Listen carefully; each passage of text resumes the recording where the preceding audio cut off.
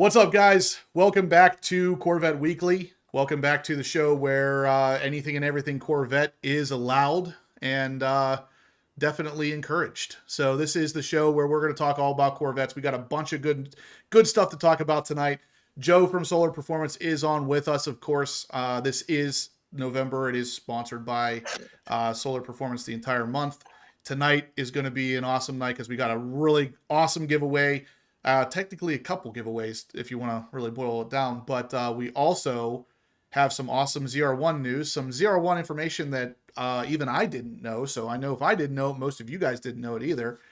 What else? We have a lot of really good information from Solar Performance to kind of show us why their throttle bodies are so good. And I'll tell you what, this is information that has been a long time coming for me. It's something I've wanted to see for quite some time, and it did not disappoint. It's exactly what I thought it would be. So, like I said, guys, welcome back. Thanks for pressing play. I'm glad to see all the same green names over here. You guys are awesome as usual. But, yeah. Let's see.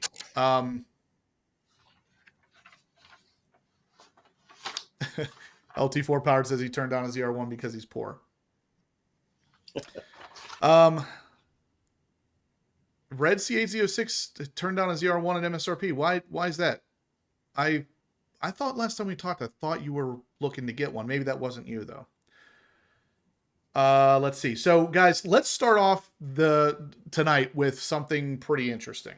We're going to talk about the ZR1, so let's just dive right into that. But before we do, let's talk about the giveaway. You guys are, I know there's two reasons you guys are here. Corvette news and awesome giveaways. Tonight is going to be another ported throttle body from Solar Performance. Anything on their website, whether it is a Chevy car, Ford, Toyota now, it doesn't matter. If they make your throttle body and it's on that website, you can win that tonight with a donation of $10 for an entry, $50, double entries. But tonight does include the C8 ZR1s as well. And if you do a $100 donation, you're going to get a t-shirt as well. And you'll get this whether you win or you don't. So if you donate $100 and you don't win the throttle body, you're still going to get this t-shirt. Now, this t-shirt is from Corvettes at Carlisle this past year. Me and Solar Performance decided to co-create a t-shirt. The front of it obviously says Horsepower Obsessed. And the back is your Solar Performance stuff. So this shirt is yours with a $100 donation. And you'll also receive 20 entries into winning a ported throttle body from Solar Performance for any make and model. Anything that's on their website, you can win. So do not wait for the entries tonight, guys. Every $10 is an entry. We already got one for $100. So Anthony, you're going to get a t-shirt right off the bat. While you're there, Anthony, go ahead and just send me an email, horsepowerobsessed@gmail. Give me your shipping address and the size shirt you wear, because whether you win the throttle body or not, you're going to get a shirt. So we got one in for Anthony already, guys. Keep them coming because you're going to want this. The ported throttle bodies, especially after we tell you about all the information tonight, you're going to want one of these things. While you're at it, guys, smash that thumbs up. Let's get to 100 thumbs ups as soon as we possibly can. There we go. Jay Brazelton's in for 100. So Jay, just text me your address and your size t-shirt that you'd like. Charles Samaha, yes, I remember. He's in for 200, so he's actually in for 40 entries tonight. Go, Charles. Unfortunately, that gets you one shirt. That doesn't get you two. But now, does that put pressure on the other gentleman with the same name? I have no idea. I've never seen that. I've never talked to that person ever again. I talked to him at Carlisle, and that was it. I have no idea what happened to him outside of that. All right, so we got a couple coming in now. I'm going to get these entries typed in real quick. Anthony is in for 20, and then we just got another one from James for 100. So we got right off the bat 4 people at 100. Well, no, 3 people at 100 and 1 at 200. James Middleton, we got you in for 100, and that's going to get you a t-shirt as well. So guys, again, just make sure, and Sean, Make sure you are sending me an email, horsepowerobsessed@gmail.com, with your shipping address and the size t-shirt you need. Because if you donated $100 or more, you're going to get the t-shirt whether you win the throttle bodies or not. So, looks like Yeah, and Justin, one thing to just mention while you're taking some info there. Sure. For those of you that don't know, and again, it's choice. It doesn't have to be for the Z06. But as you know, there's a pair, and the price is $880, just to kind of give you a idea of your amount that you might want to take a stab at in terms of how many tickets you might want, or raffles you may want to get. Yeah, and that's before tax. Is there any shipping on that? Shipping, yep. Yeah. Yep. So and shipping on those, because there's two, can be about $38-40. So you're well over $900, and you could possibly win them tonight for $10, guys. Yep. Any one of the throttle bodies on their website. So whether Joe just told me that the newer Mustangs have dual throttle bodies as well. If you got a Mustang laying around, no judgment here. You guys can win a throttle body set for the Mustang too. Yeah. Trucks too, folks. F-150, 350, Silverados, Ram, TRXs, as you know from... Actually, we don't have the throttle body. We have the controller for the TRX. Okay. Yeah. Will a real Charles Samaha please stand up? Yeah. I think we found the real one. He's the one in the chat here. The guy at Carlisle, I don't know. He may have been an imposter. I just... the name just is not a common enough name for me to believe that it was a coincidence. But what was going on, I don't know. Yeah. Jay Morris says, so if you opt in for the Z06, you get the pair. Stingray or E-Ray gets a single throttle body. That's right. So whatever car you get, you will get enough, whatever car you choose, I should say, you'll get enough throttle bodies to completely swap out your entire set there. So, yeah. Jay Brazelton looks like he sent another 100. Is that right? Yep. So Jay's in for 200. He's in for 40 entries. Jay's serious about this performance on his Corvette recently. So I know he got the AWE exhaust. Wow, Charles, holy cow, man. Charles Samaha in with another 300. He's that's 60 more entries. All right, Charles. All right. Charles is in for 100 entries on this thing, guys. That's wild. Charles leading the pack. I don't think I've ever seen entries to that degree before. Charles breaking some records over here. Well, I can tell already it's going to be a good night. It is, yeah. Holy cow. All around. Thumbs up, everything. Yep. We're going to get, a bunch of you guys are going to get some free t-shirts. Well, they're kind of free, but it's also getting you entered. Joe and I kind of co-developed this shirt for Corvettes at Carlisle, and I personally really like the way it came out. I don't know how Joe feels, but it's funny because the one shirt, the shirt that Joe kept, it only has the horsepower set stuff on the front. It was a misprint and didn't have it on the back. I thought that was hilarious. He's like, he gets the horsepower set stuff and no solar stuff. Oh man, but it's a nice shirt. You might be able to see I am wearing the other shirt from Solar Performance. Yeah. So yeah. Which is actually a nice shirt. One of the videos I did, oddly enough, the scrape armor video, Dana showed up at my house to help me with it, and he's got the Solar Performance shirt on, and he's like, yeah, I figured I'd wear this in the video. And I was like, yeah, well, I don't have any problems with it. But really a cool shirt, and it's printed on the next level stuff like the regular shirts that I use as well. So it's a real nice material. But yeah. Correct. The new Z06 needs 2 throttle bodies. Charles says he's real. How about that? All right, so let's talk a little bit of news real quick before we dive into the Solar Performance stuff for tonight. The reason the majority of you clicked on this is probably because of the amount of C8 ZR1s that have been produced. And what's highlighted here is actually November 10th. If we scroll down to November 17th, which is where we're at today, we're somewhere around 608. 608 C8 ZR1s already made. What do you think about that? We didn't even have barely 100 2025s. We are already over 600 for 2026. So what that tells me, and should tell you, is that this car is not going to be limited. So they are definitely pumping these things out. And if you are interested in a C8 ZR1, I'm here to tell you, don't pay over for it. Because if you pay over for this car, you are going to regret it very soon. I would be willing to bet we are going to see this car at MSRP in probably less than 2 or 3 months. Yeah. Joe, what do you think about that, Joe? I know you had a little bit of a fight to get yours at MSRP, but now it seems like you're not too far from just walking into a dealership and grabbing one. Yeah, I mean, the timing, I don't know the exact timing, but there's no doubt you're right. I mean, we saw it with the Z06, and hell, we saw it with the C8 as well, way back in 2020, where, 40,000, 50,000, 60,000 was not that uncommon. And so, yeah, I mean, I think you're absolutely right. I don't know what the magical number will be or what month, but clearly it's not a limited edition. And when you look at when they're going to come out with the C9, there's a lot of runway between now and then. In model years, don't know whether it's 2 more, 3 more, whatever it is, but it's a high price dollar car. It's got a great margin on it, I'm sure, for Corvette and GM and Mary Barr. So yeah, I agree with you. Well, I didn't, and I wouldn't. 600 is quite a good number. Don't get me wrong, but at the same time, it's not like 6,000. So we still got some work to do. But I like the direction we're heading here. It tells me if you want a ZR1, you're going to be able to get one, and it's going to be at MSRP here very soon.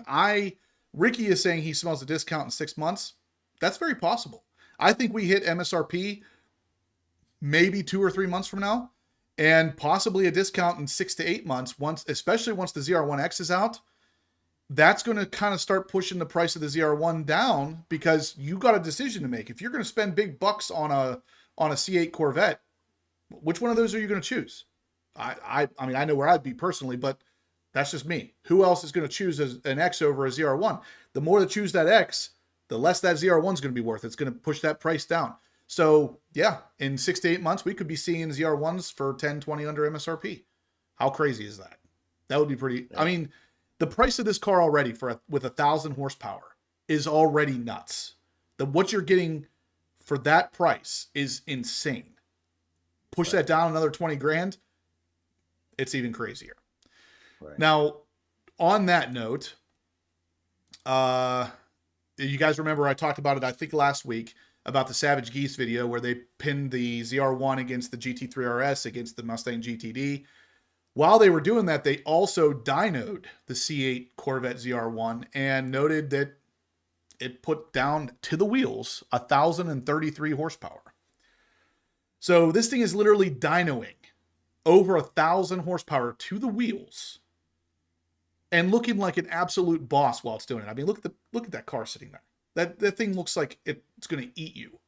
Like a fantastic looking car with 1,000 horsepower. Way more power than you'd ever need. Like absolutely insane amounts of power. And you could possibly be getting that for 10 to 20K under MSRP very soon. That's wild. Yeah. Let's see. And I think too, Justin, to your point, it could be, it could be a hell of a lot sooner than it took the Z06, because you're talking about, depending on the build you do of either, you're talking about a whole different price over 200K. And, there's people that bought their Z06s not too long ago. They probably still love them.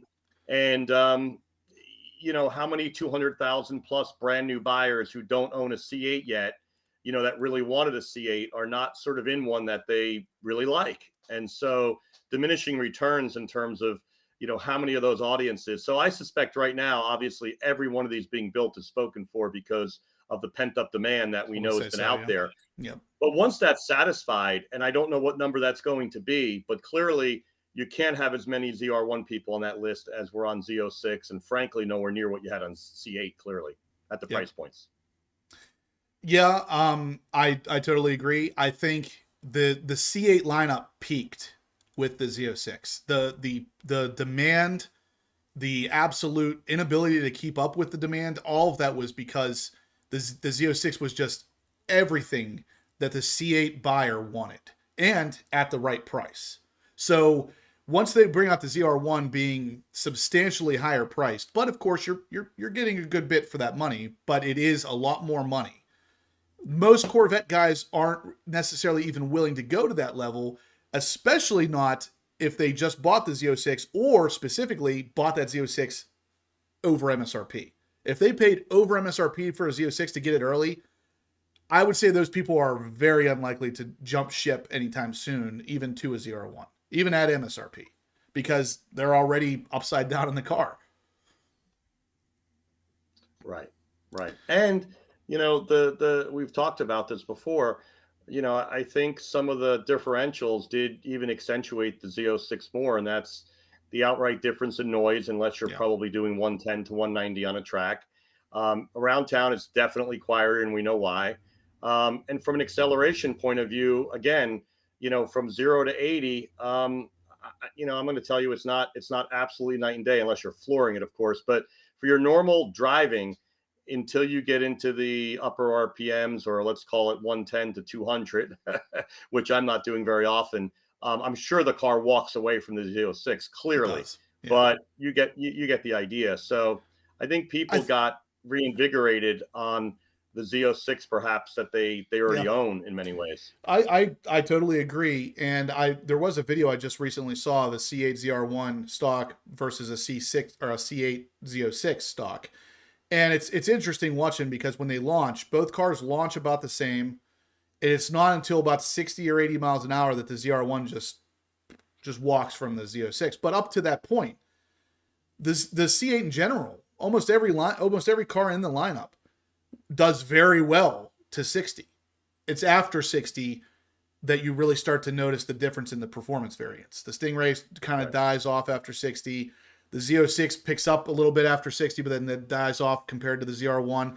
So it's really after 60 or 80 miles an hour plus that you're really going to notice your extra $100,000 that you spent on the ZR1. So I'm still, still up in the air. Like, if I couldn't get a ZR1 allocation, I'm not going to cry myself to sleep. But at the same time, if it falls in my lap, I'm going to take it. So, yeah. Jeffrey Hillary says Z06 is a solid car compared to a ZR1. It definitely is. I mean, the Z06 is an amazing machine. I mean, I literally have owned two of them. That's how good it is.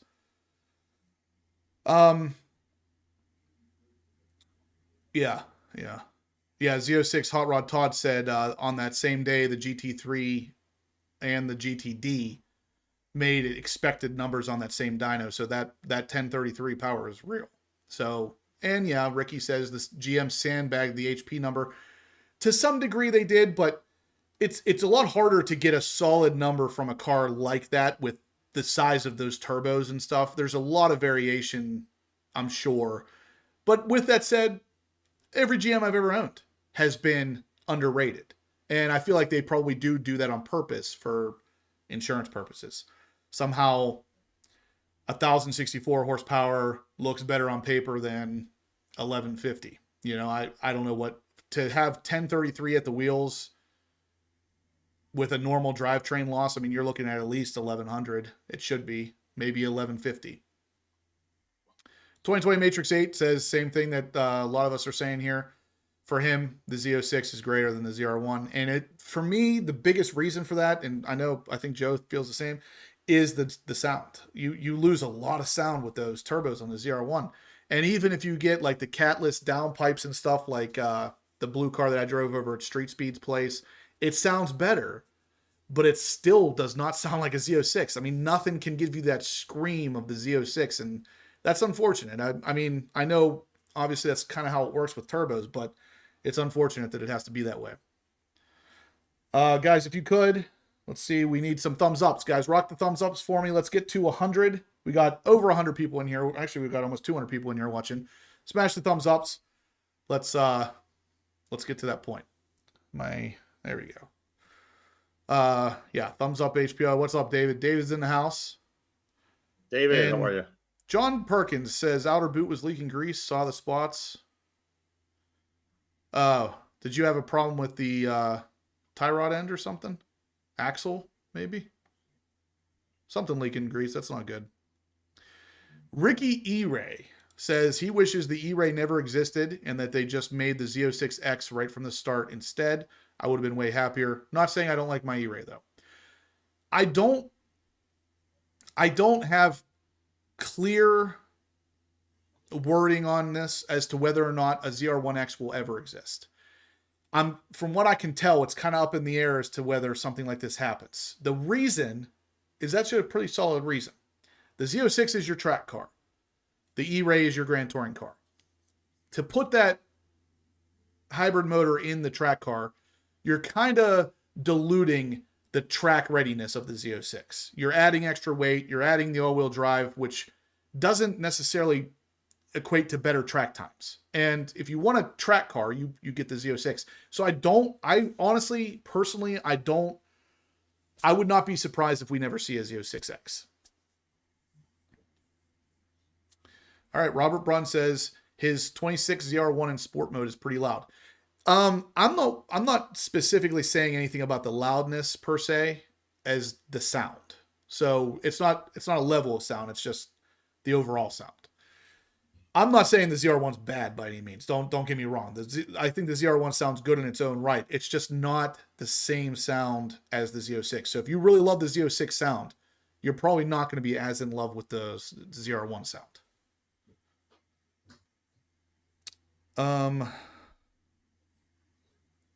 What we got here? Yeah, Joe, 2020 Matrix 8 says, please get me that throttle controller completed for the GT3 RS 992 version. Okay. I'll bring that back to shop. It is intoxicating. The Grand Sport is very likely to replace the E-Ray. I 100% agree. Especially knowing that there's a good chance they're bringing a Grand Sport X, which is ultimately going to be pretty much the same thing as the E-Ray. And it's funny because me and Street Speed talked about this probably 2 years ago on the live video here about how we both felt that the E-Ray was not going to be in the C8 lineup forever. It was eventually going to duck out, and that would be a perfect time for it to duck out for the Grand Sport to come in and take its place. Let's see. So other than that, one other thing I wanted to show you, and this actually comes to us from Mark. I don't know if he's in here. Mark, the guy who was waiting on his ZR1 and couldn't get it because of the fuel stop sale and all that stuff. I got something pretty cool from him. And while we're looking at it, guys, smash the thumbs up button for me. Let's get to 100 here within the next couple minutes. So big thumbs ups. Let's do it. But Mark actually got underneath his C8 ZR1 while it was getting PPF'd and noticed there's no dry sump plug. So if you wanted to change the oil on that, on a Z06, you got two plugs. You got your dry sump plug and then the actual pan plug. On a ZR1, there's only one plug. And I had to look it up because I did not realize that the ZR1 was not a dry sump system. And it's apparently because it's got 7 scavenge pumps instead of 6 like the Z06 does, thus meaning it doesn't need a dry sump setup.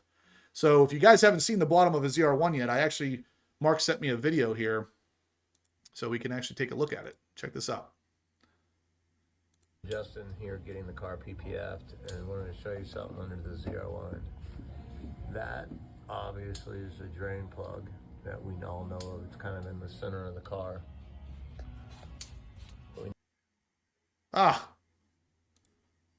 What? What happened there? So Justin here getting the car PPF'd. So, anyway, he moves over to the oil filter now. But what's got me confused is there would be over here on the passenger side the oil sump, and it's a turbo as well. There's the other turbo is right there. Does the ZR1 not have another oil sump? So right there is where that dry sump plug should be, and it's not there. So I don't know how many of you knew this. This was news to me. I did not realize that the car didn't have a dry sump tank right there. Yeah, I didn't know that either. Yeah, it was very, very interesting.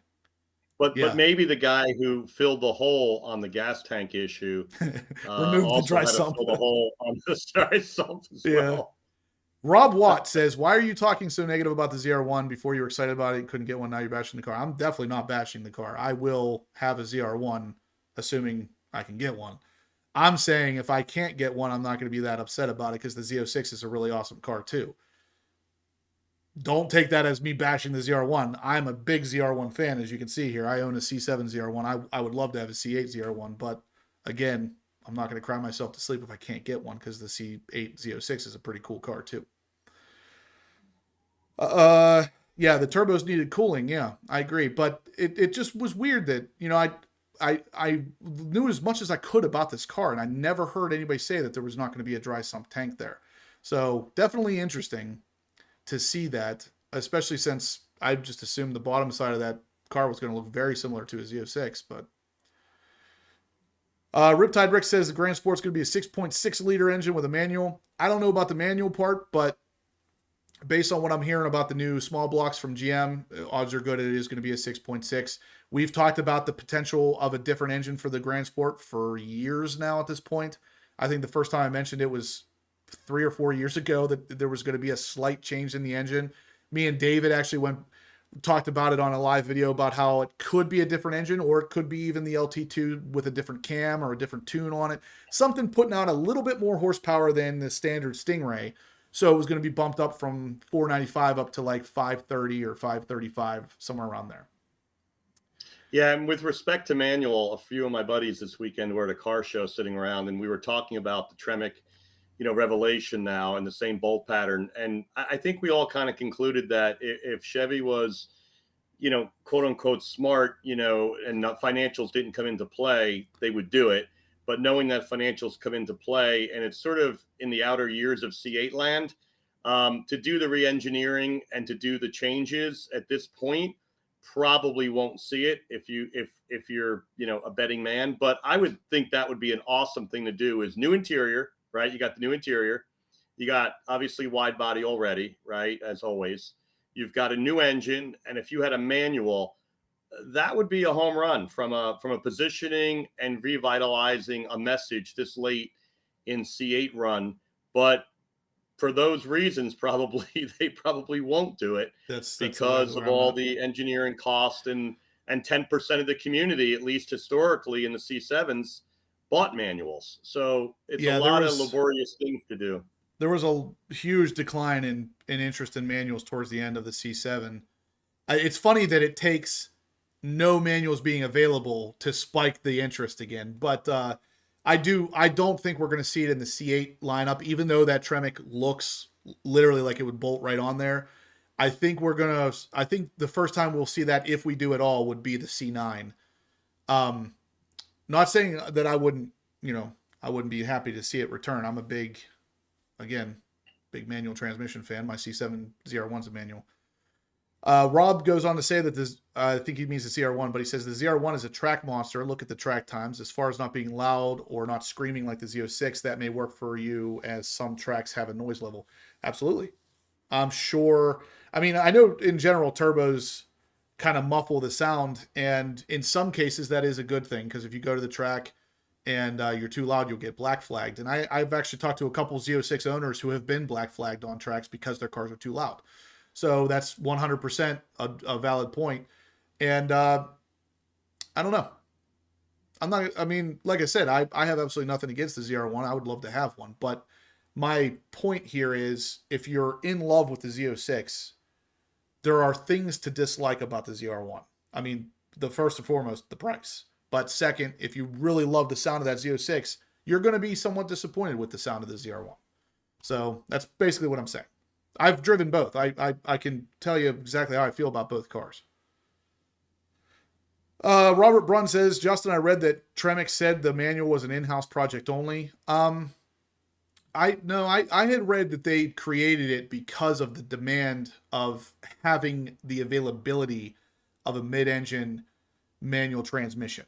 So they didn't do it specifically for GM or specifically for Ford or anything like that. They did it because of the overall demand for the potential of a manual transmission in a mid-engine car. I think we'll see one eventually. It might not be a Corvette, but we'll see that transmission used in something soon. I mean, they didn't develop that thing just to sit there and gather dust.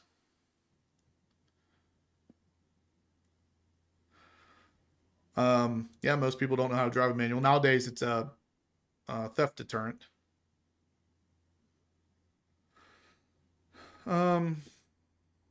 Yeah, exactly. Manual anti-theft. All right, so one other thing I wanted to talk about real quick. This is something that will apply to you as well, Joe. Is a thread I saw over at the Mid-Engine Corvette forum pop up, and that is why short winter hibernation warm-ups are a terrible idea. Now, this was John over there posting about this, and what was funny is I saw this on Facebook before John posted this. Somebody asked a question on a Facebook Corvette group, and they used the thumbnail of one of my videos for winterization. And they asked, very simple question. A lot of people think that if you have a sports car that you put away for the winter, that you should go out and start it randomly and just let it warm up. And that's actually the opposite of the truth. You should not do that. And a lot of people wonder, why shouldn't I go out and warm up my car during the winter? And the reason is because if you start it and let it run, you could start that car and let it run for an hour. It doesn't get warm enough to burn or get rid of all the condensation in the oil, in the engine in general, in the exhaust. So when you start it up, what you're doing is you're creating condensation, and then that water just sits there because it doesn't get hot enough to evaporate it. Now, after you shut it off and let it sit for another month, now that water is just sitting there. And the last thing you want is water sitting anywhere in your car. So that's ultimately the reason. Now, if you start it and you take it for a drive and you drive it pretty hard, by the time you get back, you will have burnt out or burn off that moisture or condensation. But if you're not going to drive it, if you're just going to start it and let it run, that's a bad idea. It's better to just let it sit for the entire winter versus starting it randomly. So I know we're getting to that point now where people are winterizing their cars and putting them away, especially me and Joe. Don't start it if you don't have to, unless you're going to drive it. That's ultimately what I wanted to get across there, because that is a pretty big point of winterization. Like we did 2 and 3 years ago, where I actually was able to drive the car January, February, and March. Not a lot, but one weekend each one of those months, because we just had no salt, really not snow, and it was 45, 50, 52 degrees. Not a lot, but so that year I remember not really even putting the car away, quote unquote. Last year was a bit of a different story. We had a more traditional cold, and we did have much more snow. Not a lot, but much more than we had the prior 2 years. Yeah. And I mean, hopefully we do have that again. Because I mean, as of now, we're halfway through November, and this week we're supposed to have a 60-degree day. So I'll take my car out, and until they put down salt, I'll take it out. I had it out Sunday. Yeah. Yeah. But yeah, you make things worse for it by starting it with a short idle. Red C8 ZR1s says he never starts his in the winter. You should also change the oil right before putting it away. Keep them in a climate-controlled environment. Don't start it unless you're going to drive it. It sounds like a lot of you guys already know this, but for those of you who don't, I just wanted to put this out there because it is a good piece of information to know. But guys, we got 200 people in here watching. Let's smash the thumbs up. Let's get to 200 before the end of the night. We got a lot of stuff to discuss still. So very, very good stuff coming. Hey, Justin, what's the giveaway tonight, by the way? Yeah, so guys, the giveaway. That's a great question. We are giving away a ported throttle body from Solar Performance. Anything on their website, including the C8 ZR1s. It doesn't matter what car. If they have the part for it, you can win it for that car. They carry now a bunch of stuff for all kinds of manufacturers. It is not just Chevy stuff. So if you have any other cars, check out their website. You can win a throttle body for that car as well. Tonight, donation is $10 for single entry, $50 for double entries. $100 gets you double entries and a free t-shirt. Whether you win the throttle body or not, you will get this shirt. This is HPO on the front, and then on the back, it is co-branded with Solar Performance. So this shirt is yours whether you win or lose. If you send $100, you'll be entered for 20 entries into the giveaway, and you'll get this shirt for free. So just shoot me an email as well and let me know your shipping address, because the shirt's yours whether you win or not. And we did have those, as you mentioned, at Carlisle this August, and they were available for sale at $30. So, yep, it's not a bad trade-off to potentially win. And if you don't win, you still get a pretty chunk of money back. There you go. So yeah, guys, get in on the giveaway. You don't want to wait on this one. This is going to be the last ported throttle body giveaway for this month. So if you're looking to get one of these things, And actually, we're going to talk a lot about why you should be, because these things flow and perform like you would not believe. I believe it because I've been running these things since my black C8 Z06. But yeah. Yeah, one thing I wanted to touch on real quick here. Looks like really good point by Aaron, AARPM. I thought the same thing. He says, when I hear people say that Tremec just built the manual transmission on their own just cause, I'm like, no, that could never fuel a business case to justify design and tooling. 100%. This is 100% built because of demand. The people out there want a manual transmission in their mid-engine car, whether it's a C8, C9, new Camaro, who the heck knows what it's going to be. But absolutely, it was built because of a demand. General Lee says, who puts their car away in the winter? I just changed mine to all-season tires. I don't even really care that much about the tires, General. My only concern, I don't know how big of a concern it is in Virginia, but here in PA, once they put salt down, I personally don't even care about the snow. I'll drive my car in the snow. I've done it before. But if there's salt on the road, I'm out. The salt just destroys things here in Pennsylvania. I'm sure it does in Jersey as well, where Joe's at, but yep. It's rough. Yeah, D Lang says, I'm coming in late. Are you guys saying the ZR1 doesn't have a dry sump? I just read that it's a very advanced dry sump. It may have a dry sump setup. I couldn't verify it in the short amount of time that I had to confirm here. I could only tell you that based on the picture that I got from a subscriber of mine, which you can see here, that's where the dry sump plug should be. Now, if it's the dry sump may be somehow integrated with the actual oil system where it can all drain out of the same main drain plug. But I Google searched it really quick and found that the dry sump system was removed in order for us to have a 7th scavenge pump or a gear or whatever. And I don't know.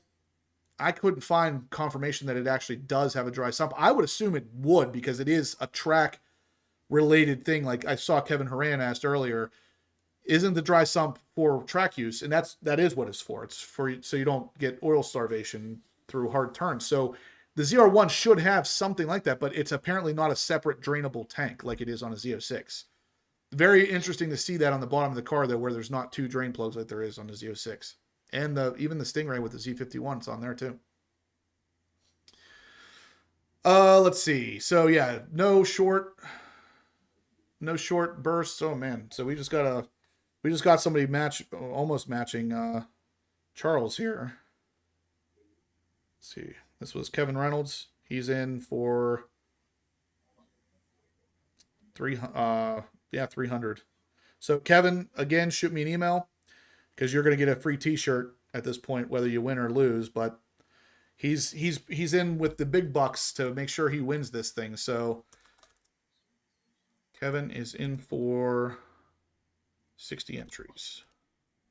And those of you gunning for the win for the Z06, they are $880 for the set, and you would win a set if that were your vehicle of choice. But again, any throttle bodies, any manufacturer that's up on our store, you can certainly pick from. Yeah. So yeah, the kind of the same thing. I'm Googling it here real quick. It says, yes, the C8 ZR1 uses an advanced 7-stage dry sump oiling system.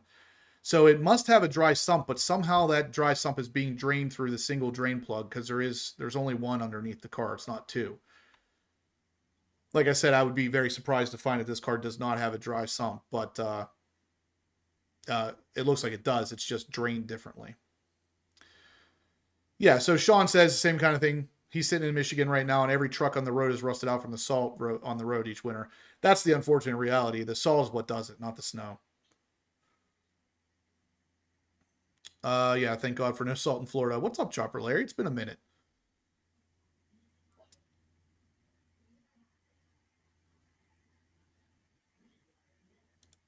Yeah, the dry sump also allows it for a lower center of gravity. I know why a dry sump is used. I'm curious what they changed on the ZR1 to allow it to drain through one plug instead of 2 like it is on the Z06, the Z51, and even the E-Ray. It's interesting that they would have changed it to that degree.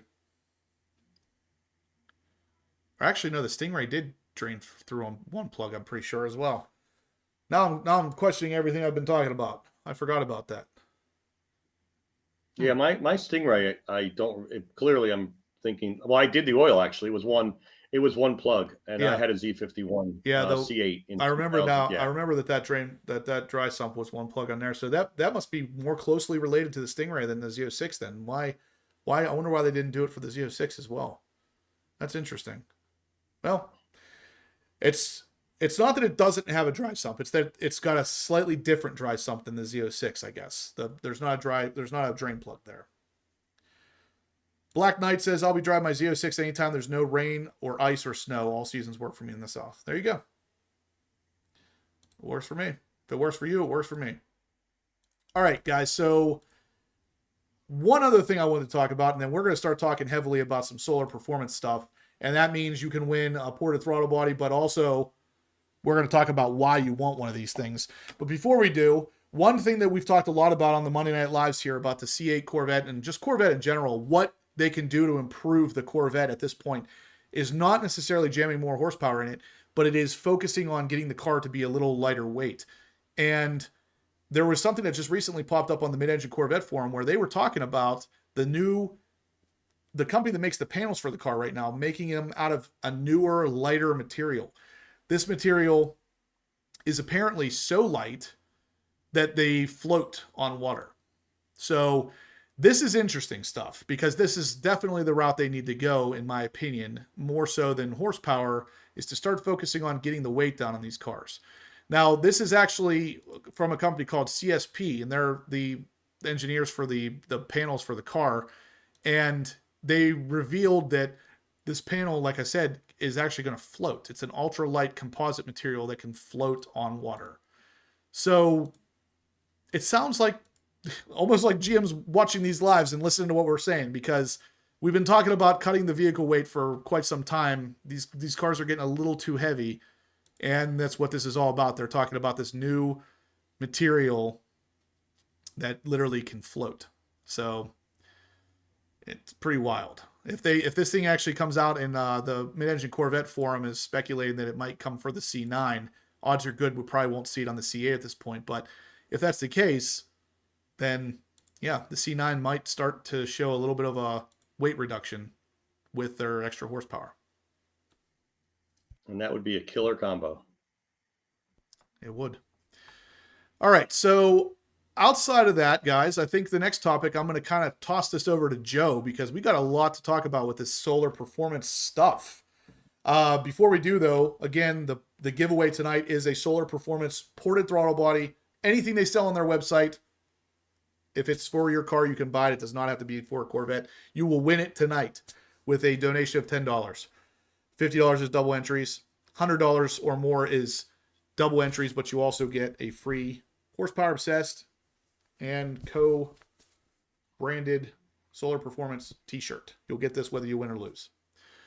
With that said, I'm going to toss it over to Joe, and I'm going to have him tell us all the good news about what are we going to be talking about tonight, Joe? So what I wanted to do is thank everybody who's joined tonight. For those of you that have stepped up and bought either or both products, we only do specialize in two things only. We don't try and be an end all be all to everything, and namely, obviously, that is throttle bodies and throttle controllers. But due to the feedback over the years, we have broadened out the product line, really starting in 2025. So if you go to our the home site, www.solarengineering.com, SOLER, and you go to this top right and click on store, you'll now notice that if you look at the manufacturers, and then obviously there's a lot of sub manufacturers in there. So for instance, when you hit GM, it's not, it's all the different pieces of GM, right? So Cadillac, Chevy, et cetera, et cetera. Ditto for others. So we now have in total 12 different branded names, some of which might be under the heading of a broader company like, say, FCE, where you've got, sort of Ram, and you've got Dodge, et cetera, and Chevy, as I mentioned, you've got some other manufacturers, but 12 brands, if you will, across 900 different vehicles, trucks, and cars And that's what we make for the number of vehicles now, truck and or cars, for controllers. And then obviously we make a large number of throttle bodies across manufacturers as well, not just GM or Chevy. There's a lot of them for Ford. And as you go through the different manufacturers, we don't necessarily make a throttle body for every single throttle controller, but needless to say, we're not just making throttle bodies for GM products. So check that out, because if you like getting rid of that non-instantaneous acceleration that occurred all to us by the advent of drive-by-wire, and any modern cars we know no longer has a carburetor, and it basically has a throttle body, and there is no physical connection anymore. Drive-by cable does not exist. They're all drive-by-wire, and so hitting that gas pedal is no longer sending that cable to the carburetor to tell it how much to open. It's all electronic. So in your gas pedal, whether you realize it or not, is a sensor, and it's a pressure sensor. And when you press your gas pedal, that sensor talks to the sensor in the throttle body, and it tells it how much to open given the amount of pressure you have applied. And a real learning, for me, certainly years back, and I've tried to share that with all of you, some knew it, some didn't, is obviously that's calibrated by the manufacturer, and it's all electronic. So it can be whatever it is that manufacturer wants it to be. And so in most cases, and I was talking to a senior engineer at Carlisle who was 2/10 over from us. We were obviously in Justin's horsepower obsessed booth. And for those of you that were there and remember, the Chevy setup was literally 2-3 booths tenths away. And so I had the pleasure of speaking, as I said, to a senior engineer. And I said to him, do you mind if I asked you a couple of questions? And he said, no. I introduced myself. And he actually said, oh, I told him to stop by. We're neighbors. And he said, no, I've heard of you guys. In fact, I've heard good things. And I said, well, thank you. I appreciate that. But let me ask you this. I said, how do you determine sport mode? Like, who decides that when you turn that dial on a C7 or C8, that is now the relative pedal to throttle body experience that someone is going to have? And he said, well, it's me and 4 others, including Tony Roma, and we call it the drive team. So long story short, he said, we go out, we drive, we come back, we fight, we argue. We go out, we drive, we argue, we fight. And ultimately, whoever has the strongest opinion and whoever's exhausted sort of backs down, and voila, we now have sport mode. And I said, I trust you do that for the other modes. And he said, yeah, pretty much by and large. And I said to him, well, why don't you have like sport 1, you turn it again, sport 2, sport 3, sport 5, 6, 7, 8, 9. And he paused and he said, don't get me started. And I said to him, well, can I have a few guesses? And you don't have to answer. And he said, sure, go ahead. And I said, things like 1, I'm going to guess miles per gallon. And he smiled. And I said, miles per gallon across the fleet at GM. And he smiled. And I said, how about that the car's now for sale in, I don't know whether it's 8 or 10 countries these days. I think I said 10. And he nodded. And I said, you have to meet the lowest common denominator of regs and rules. And you're not going to build 10 different versions of every single variant because it's not cost effective. And as I said, he smiled. And then I took the money shot and I said to him, I'm going to guess that the lawyers prefer not to have headlines that somebody was accelerating when the light changed and spun out yet again, into, a telephone pole or worse off the highway. And that got a pretty big smile. And I said, well, thanks for discussing this topic. It's been really, really interesting. And he laughed. But the point is, our engineers obviously are not smarter. And when people say to me things like, well, GM spends $3 billion a year on R&D. Why would your company be able to do things, they can't do or don't do? And the answer really, I'll answer it with Taj, who is no longer there, as we know. But one time somebody said to him, what do you think about it?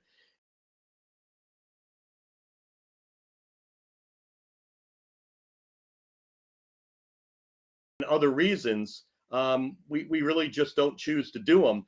But you all do. And whether that's exhaust, whether that's what we do, and the list goes on and on, it brings additional enjoyment and value to our product. And for that, we're grateful. And I thought that was a really great way to put it and very humble of him to say. And so that's what I try to explain to people about not only what we do, but what other people do with modifications. And it's not smarter. It's just we can focus on an area of expertise. And they're building, at its base, they're building a $70,000 vehicle. And, at some point, you've got to use economies of scale, and you've got to be smart, and you've got to know what you know, and you've got to basically rely on others to outsource. And that's why in the case of GM, they don't make any throttle bodies, right? They use either AC Delco or Delphi. And they've decided that it's not worth their time. Well, Right. when your business is only about throttle bodies, and in our case, throttle controllers, you're going to refine and test these things to the nth degree. And GM says to AC Delco, we need an 87 millimeter throttle body. And they go, got it. And that becomes the throttle body. And it's not ultimately, bored and refined and ported. And they don't necessarily, in many ways, need it to be.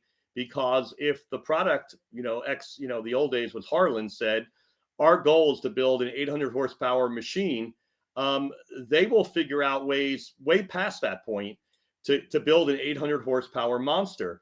And they don't have to focus on, that one part, or frankly, any one part. It could be pistons, it could be valves, it could be cam, it could be crank, it could be everything. And they're really good at that, right? So that's sort of the answer to the $1 million question. If it needed it, why didn't GM do it? Yeah. I've also heard, and I've said this to you all in the past, that, when you think about the economies of scale, and you think about the fact that the GM 87 throttle body dates back, or at least the current version dates back to 2014, and it's compatible on the Escalade, it's compatible on the Sierra, the Yukon, the 6-liter, the 6.2 liter, the L86, L87, L96. It's compatible on the Silverado, the Suburban, the Cadillac, the CTS V, CTS 5 Blackwing, the Camaro Gen 6, the LT4. Don't forget about the ZL1, even though some might be saying it's undersized for that, and frankly, it is. Yeah. It is on there. It's also on the Corvette Gen 7, the Z06, the LT4, 2015 through 2019.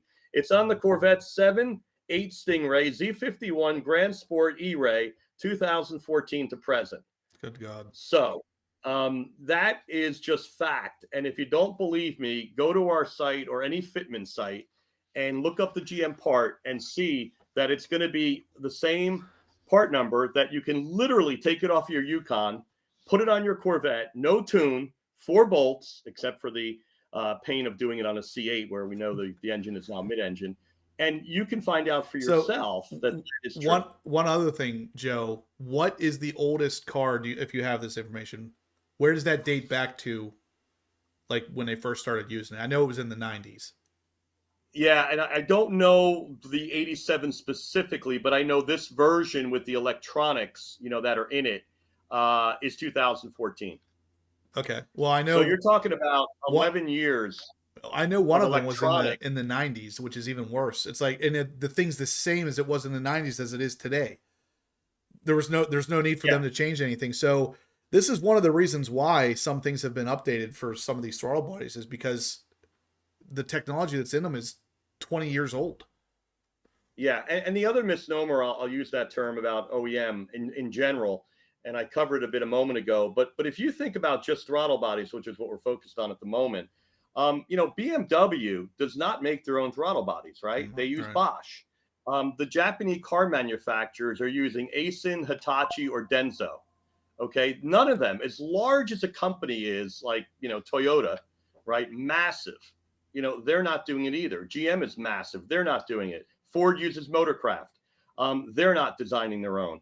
So whenever somebody says, why are you not using, in all cases, OEM cores in your products? The answer is twofold. One, we do if we think we can do the appropriate amount of work we want to do, and it will support the most amount of gains that we want to bring to that vehicle. But frankly, you can only port and do so much with a given size throttle body. And so us, unlike a lot of others, we not only, port existing throttle bodies, we design, engineer, and yes, we manufacture our own from the ground up. So when you're buying a set of Z06, those are not OEM GM. Some of our others absolutely are. And why? because we wanted to do more CFM. We wanted to have more air than the OEMs would allow us to do. Some said, oh, it was because they wanted to maybe cut costs. No, it really has nothing to do with that, because if that were true, we wouldn't have any of the OEMs in our product line, and we certainly do. We also have found newer electronics. We don't make the electronics, but as I said, there are companies around the world, the same companies that these others are sourcing from, such as Hitachi and others. And so we will use the latest and greatest electronics, and we won't subject ourselves to necessarily being pigeonholed into a modular or a component that literally was the same as it was in 2014. So some will say yours feel lighter. Why are they lighter? Well, I would answer that the same way. Why is the GM frame that's aluminum and other materials lighter but has stronger tensile strength than years before? So lighter doesn't mean less quality or better structure. It just means that people get smarter faster and can do things differently. Z06 Hot Rod Todd, this is a good question. I'll take a stab at it and then let Joe kind of finish it off. He says the 87 millimeter throttle body, it's so good that they use it on everything. How could you possibly improve on it? So the reason why they use it on everything has nothing to do with how good it is, and everything to do with how accessible it is and how many they have laying around on their benches. It's totally a cost thing for them. So that means for us, or for Solar specifically, that means there's a lot they can improve on, because they're only using that throttle body because it was easily accessible sitting on the shelf. In reality, it needs to be much bigger than that to feed the engine the appropriate amount of air. And the aftermarket sees the opportunities and they seize them. What do you think about that, Joe? Yeah, I mean, it's you hit the nail on the head, and think about all those vehicles I just mentioned, and Lord knows how many trucks GM sells. In fact, they sell 40,000 to 50,000 Corvettes. Right. If you look at the revenue of Corvette and the profitability of Corvette, it's about 1% of GM's revenue and 1% of profits. 1%. So clearly, the truck business is huge for them. And so if you add up how many millions of vehicles are sold over all those things I just mentioned, not 50,000, they would have to basically call up AC Delco or Delphi and say, hey, give me a price for 50,000 91 millimeters. Give me, 100,000 for the, well, not even anymore. The Camaro is discontinued, but even at its heyday, it was probably 60, 70,000 a year. And so again, a different throttle body, a different cost. How much easier it is to say, we're going to give you 30 million vehicles over the next 10 years, maybe 100 million vehicles. And we want the damn thing for $27. I'm making up a number, but you get the idea. And it's the same thing with the exhaust. And it's funny, with throttle bodies, you get the question a lot more, and I'm not sure why. But think about the R&D that goes into an exhaust on a C8. Okay, why on earth are there third-party companies that have more horsepower, maybe better sound, depending on whose ears you want to believe, right? And that's CAI also. Wouldn't GM take a lot of time to refine the amount of air coming through the filter? But again, it goes back to what Taj said. It's about regulations. Yeah. It's about miles per gallon. It's about putting all those things together. And we don't have all those hindrances. Well, LT4 Powered says, this is the best way of saying it. He says, why make 10 different throttle bodies when you can use one of them in 10 different cars? That's exactly what GM is doing. That's exactly right. Yep. And it's not begrudging. It's not begrudging. It's actually smart. Yeah, absolutely smart. Yeah. That's the way to make all these cars cost less for us. So, I mean, it's a fantastic thing. But Professor Corvette says, is Joler the next Taj? Do you care to? No. I hope that Josh Holder is actually. All right. And then there was another one here that said, Joe is great at explaining this, and give Joler Tony Roma's job. So apparently you're a shoe-in for Taj / Tony Roma's job at this point. Well, I have a vowel in my last name, so I could. There you go. Slip right in with Roma. Hot Rod Todd says nothing universal is too great. It works, it saves money, but it's not great. Yeah. It's like a jack of all trades. It's a master of nothing. Yeah. And for those of you that made it out to Carlisle, and you don't have to make it out to Carlisle, just go on our website. Just Google the partner, just Google GM, throttle body, replacement, part generic, or actually their OEM is what I meant to say. And just look at it in a picture. Would you And just then look on our site at ours, and you can clearly see that the amount of, CAD CAM work that's gone in, Yeah. the CNC machining that's gone in, there are channels that do not exist in the OEM. And every one of those channels isn't there for happenstance. It's there because what we do, and really anybody who tries to do this, you think of a straw, right? You've got no obstruction in a straw, but unfortunately you need some sort of blade that opens and closes. So now the game is, how can we create the least amount of obstruction to airflow going through a straw and maximize the smoothness and the velocity of that air? And that is really becomes a math equation and a shape equation. And that's what we do through trial and error, through CAD CAM, through Flowbench testing, which we're going to get into in a little bit in a moment. And you keep going until the answer is, holy mackerel, we can't get any more flow that this ECU can handle without a tune. And we go right to that bleeding edge. And there's a reason why our parts do not throw a cell or a check engine light. And I will tell you, because we get calls from other customers who bought a product from somebody else and say crazy things like, I'm getting a cell or a check engine light, can you help? Yeah. And we're thinking, I think that's well, funny. Why are you calling us? Yeah. But, we're happy to welcome you to our parts. But the point of the story is we go right to that edge, and we know how to create those messages. And we don't want your cars going into limp mode. So for us, at the moment, the one you have is the 91 millimeter in the case of the Z06 and the C8. That's about as much on the bleeding edge as we can get at the moment and not cause disruption of airflow and not trigger a cell or a check engine light. And frankly, it just demonstrates that these vehicles can perform with more. And it goes back to the great point made by, one of the folks just now. Why build 10 if you can build one? Right. And so there is room there, just like there's room in the exhaust. Yeah. It can create, more airflow on the end, and it can also create more horsepower. But for them, they're managing the entire process of everything, not just can we make more horsepower independent of everything else we have to meet, whether that's fuel, whether that's regulations, sound regs. I mean, why do you think the C8 is the volume it is? Because the lowest common denominator of country is the sound level that they had to meet. They don't have a different exhaust in all these countries for this vehicle. They had to tone down the horsepower, as some of you know, on the Z06. It's not 670 in certain countries, and that's because of a regulation. The exhaust is different too. This is real. I mean, this is the real world, and this is what's out there. So, Joe, let's talk a little bit about the Flowbench numbers that we're about to show here.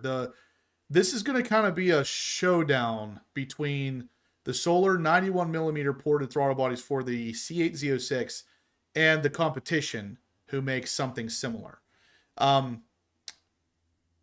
The Flowbench, I'm going to show the Flowbench, but do you know the details of the Flowbench?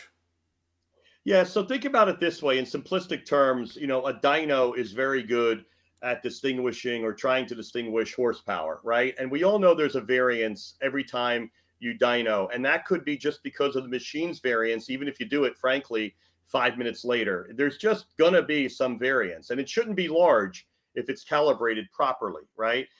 There's also heat sink. There's a bunch of different things you all know all too well when you're dynoing a car. But as one of our engineers said really well, is to dyno a throttle body is sort of the equivalent of using millimeters to measure a football field. There's other tools that would be easier and more effective to do that. So a Flowbench is really designed to measure airflow and CFM in particular. And so, when you see a dyno of 11 horsepower, that's all well and good.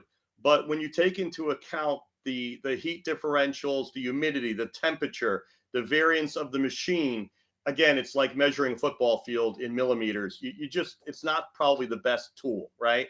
So a Flowbench is absolutely designed for that purpose. And it, it does it extremely well. And yes, it has variances, but again, there's in calibration variances, just like any other, dyno. And obviously you keep it calibrated, and you start to know, and it'll trigger when it's not calibrated. And then of course you have to go out and get it recalibrated. So that's what you're looking at right here is a Flowbench. And, we have the ability to not only test and retest and keep honing, as we're developing our own, but obviously we can drop in any other throttle bodies into it, including OEM. And we have done that.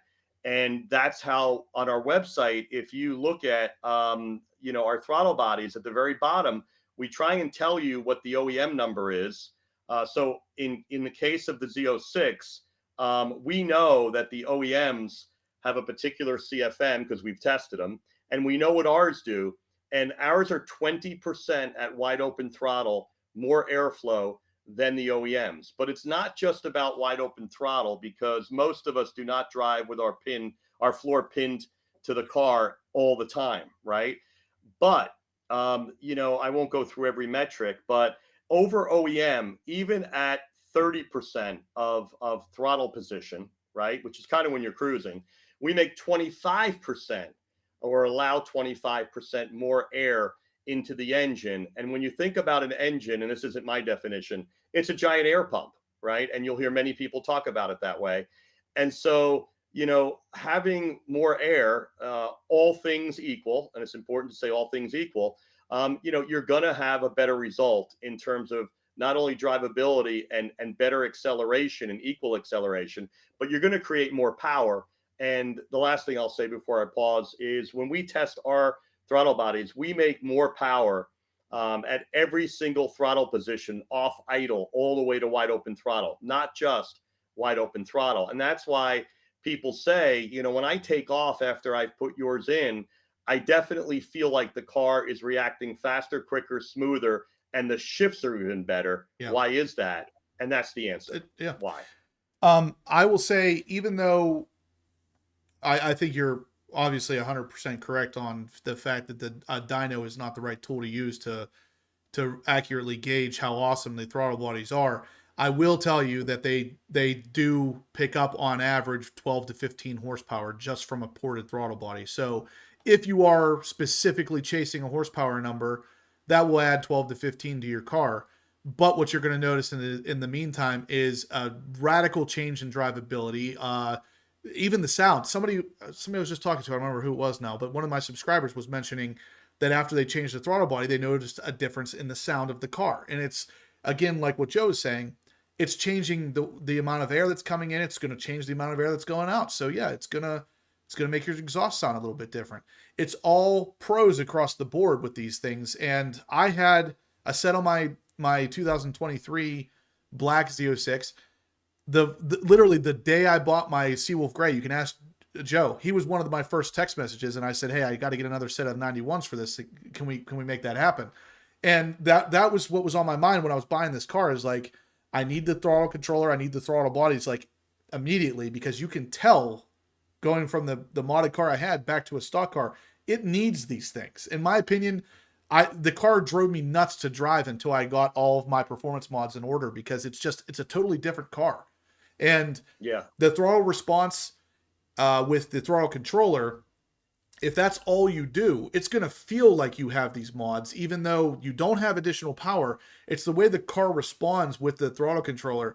And if you do the throttle bodies with it, it is just, it's radical how much different it really is. Yeah, I like to use the term, and I don't say it lightly. I like the challenge of telling people it's night and day, because I know after I put enough of these in for people, and I know it because the way I got to solar 3 years ago was as a consumer. And I put it in my car, my C7 at the time and C8, and I was literally over the moon. And I called him up and I thanked him, because I said, this is the way I thought my car was going to be. And then I poked around and said, I'm semi-retired. Do you need anybody to do some distribution and what have you? And, here I am. So I was actually the consumer way before I was ever even affiliated with them. And, we see it all the time at Carlisle, 3 years in a row now. People challenge us. I tell them, look, take the part, come back tomorrow, 100% refund, 30 days, no questions asked. And they come back and they literally say, I feel like I picked up, in terms of the controller, it is not uncommon to say, I feel like I picked up anywhere between 50, 75. Yeah. At the maximum, I've heard 100 horsepower, which is absurd when you think about it, because it's zero. But I think the key, and this is what I was saying to people, is we don't have a horsepower problem. And I don't care whether you're driving a C6, C7, C8, there's plenty of horsepower. And even frankly, the ones before that, it's a programmatic issue. And it's not that they programmed it wrong and they don't know how to do it. As we just talked about, they do it for various reasons. And what we're doing is no different to what they could have done. They just put a giant bear hug around that throttle response. And we're not magicians. We're just unleashing it. And when you drive that car, you now get the benefit of feeling all that horsepower that is now unleashed. I like to use that term.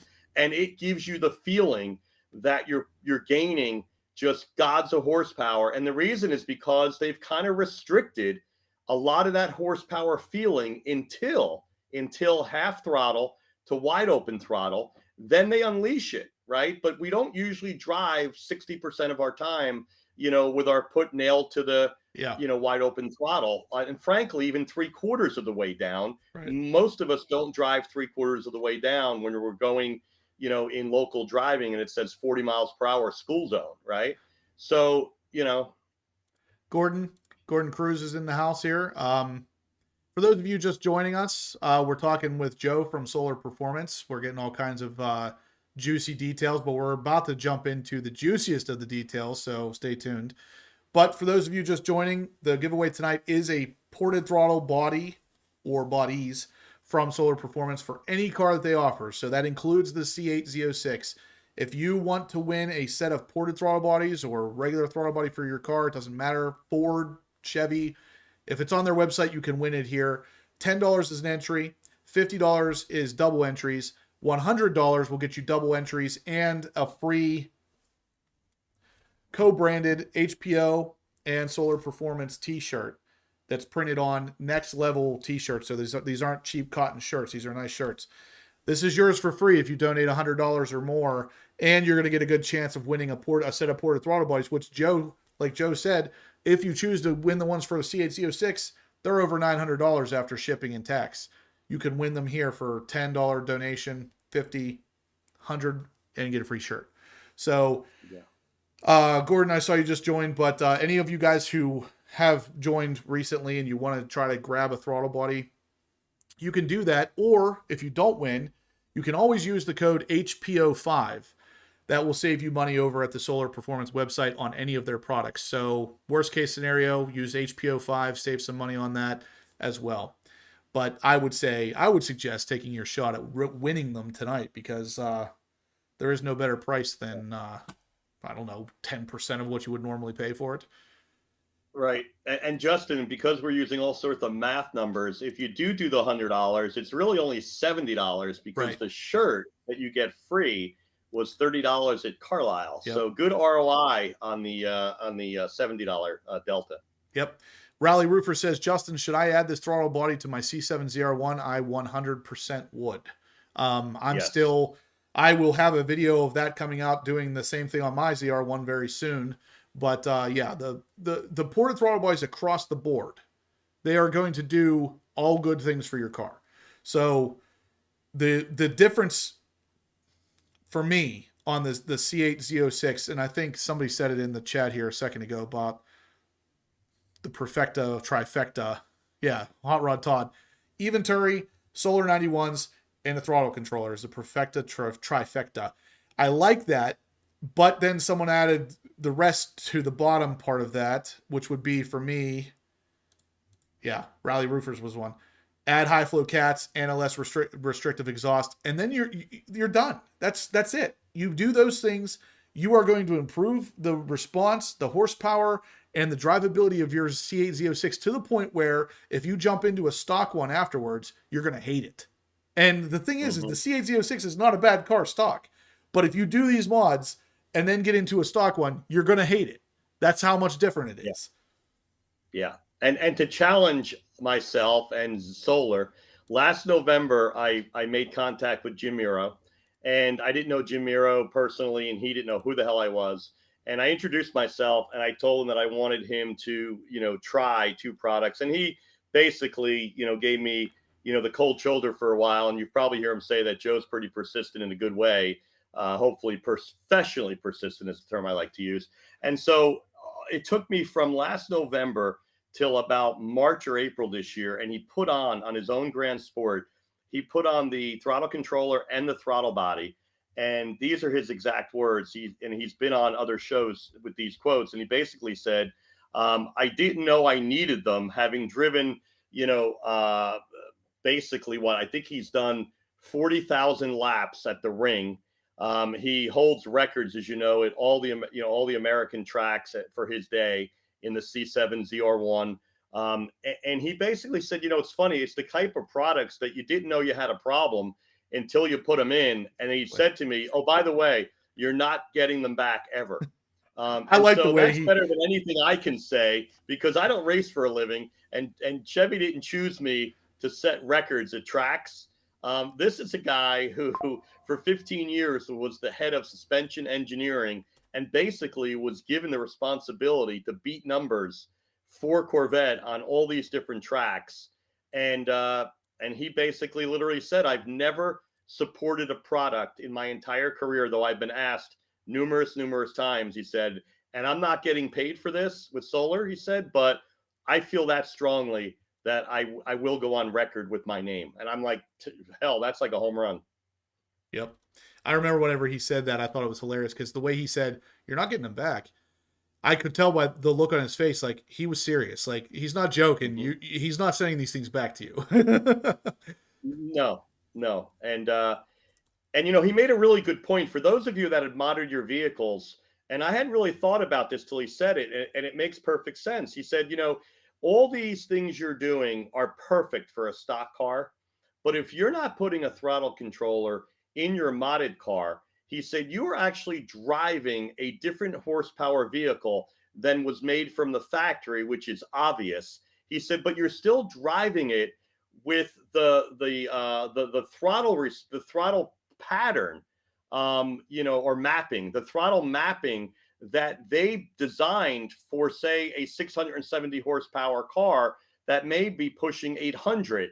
And so that whole response from the pedal to the throttle body is by definition not going to be maximized, on top of the fact that we know, for all the reasons I said earlier, that they tend to make it docile. And now you've got another problem because you just up the horsepower even more, but the mapping in most cases hasn't changed. And even if a tuner changes it for you, we're giving you 10 modes and 64 different settings. You get to play, GM engineer, and you get to be on that drive team, and you get to say, no. I believe the response should have been this much. And you can tune it into your own, satisfaction. And what's better than that? And that's the beauty of both products is you now get to set the car up the way you want. And in both cases, you don't need a tune. Now, if you get into our larger throttle bodies, well, then, things change a bit, and you may either be doing a supercharger, and that's why you want even a much larger throttle body, or you may just have done so many different mods over time, depending on the vehicle, that your car can benefit from even a larger throttle body. But frankly, if you're basically stock, CAI, and maybe exhaust, and maybe a minor thing or two, there's, without a tune, there's only so much air that car is going to allow you to bring in before it maintains itself, protects itself, and says, check engine light, limp mode. I don't like what's happening to me. And that's why we go right to that bleeding edge without a tune. Yep. It's all plug and play. Yep. Yeah, the 10-second Z06 actually just said that he's always telling people that the Solar throttle controller is the best first mod. It is that amazing. And I purposely did it on my Seawolf Grey Z06. I purposely put the throttle bodies on and waited about 2 months before putting in the throttle controller. So I was fully acclimated to the way the car drove. And once I put the throttle controller in, it is wild how much it feels like you've added horsepower.